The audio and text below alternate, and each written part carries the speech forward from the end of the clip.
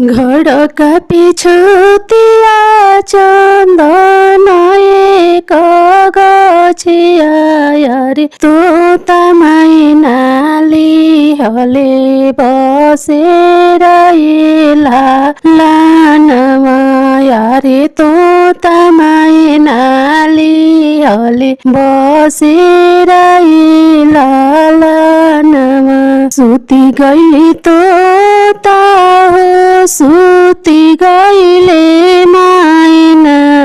रे सुती गइले सारा साना सारै लानमा रे सुती गइले सारा साना सारै लानमा एक नहीं सुतल बाड़ी बेटी के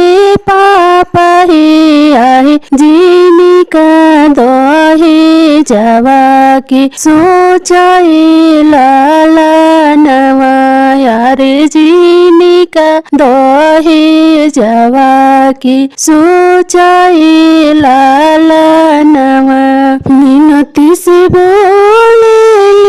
बेटी हो सुंदर बेटी अरे पापा काहे मनवा मारी ब्रौडा बैठिले लानमा अरे पापा काहे मनवा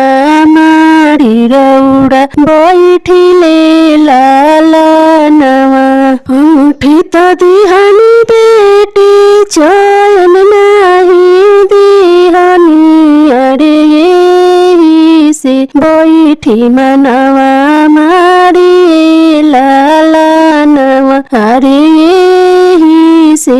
बैठी मनवा मारी